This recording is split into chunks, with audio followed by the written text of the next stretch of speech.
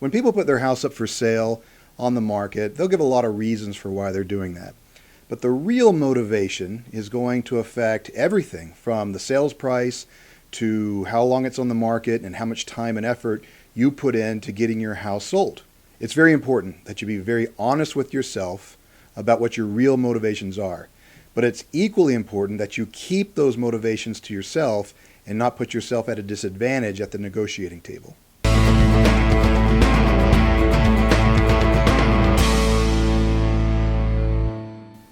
Hey everybody, thanks for tuning into this video. This is Matt Stone with Coldwell Banker, and today we are going to be talking about final step number 10 in the For Sale by Owner Marketing Toolkit, which is knowing your motivations and keeping them to yourself.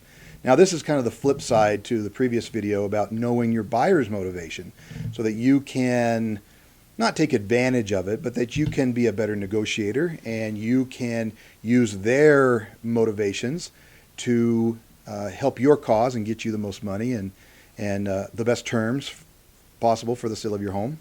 You know, your personal motivation for selling is going to affect everything from how much you list your house for, how much money you want to walk away with, to how long you can keep it on the market for you to reach your goals. It's going to affect how much time and money and resources you're going to invest into your home. And that is an investment, you know. When you put time and you put money and you put resources in, you do so hoping to get a return on that investment. Now, when it's done correctly, yes, you are going to get more money out than you put in, okay?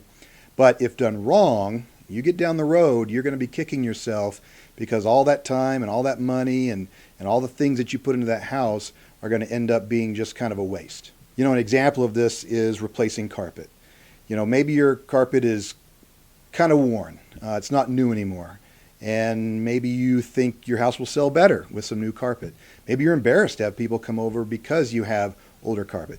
So you decide you're going to go down, you're going to pick out some new carpet and freshen up the house. Well, it sounds like a good idea, except what if, as the buyers come through, the people who are most interested in your house because it's close to work or schools or, you know, fits their needs and checks other boxes, maybe they hate that carpet, okay? Maybe they would really have rather you kept the old carpet and given them a credit so that they can pick out carpet that they want. Okay, this is an example of really understanding, you know, what time and what money you're going to invest in your property and doing it wisely. So going back to motivation, in my experience, it's usually one of two things. It's either money or it's time. If it's the money, well, it's the money that you're going to walk away with. It's the sale of the home, it's the price of the home that you get, minus your closing costs or any repairs that you put in and seller concessions that you agreed to. It's the money that when everything is said and done, that you have in your bank account to move forward, okay? Maybe that's moving forward in another state, upsizing, downsizing, rental properties. It doesn't really matter. It's the money that you have to move on with. Now, the money that you end up with, the money that you walk away with, is going to be determined by the condition that your house is in and how fast somebody can move in. Okay, there's kind of this matrix of time and money and condition. So if you want the most money possible, well, you better make sure that your house is in a really good condition and that you are flexible on when someone can take possession and move into the house. Now, if it's not money, maybe it's the timetable. Okay, the length of time is more important to you. Maybe you want to sell it really fast. Well, in that case, you might have to adjust the price to attract more buyers and be willing to close quickly.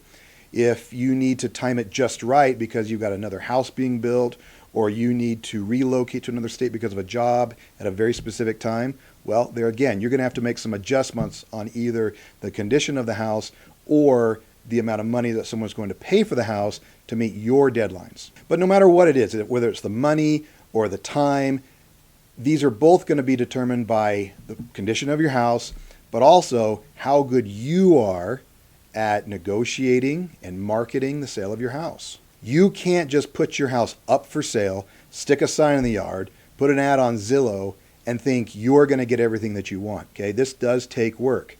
Now, again, only need to do this if you want the most money possible and if you want to do it on your terms. If not, don't worry about it. Don't listen to any more content that I'm putting out on For Sale by Owner. But if getting the amount of money is important. If selling it on your terms and in a certain timetable is important, then you need to educate yourself and you need to do the best job possible marketing your home, getting it ready to hit the market, and in negotiating.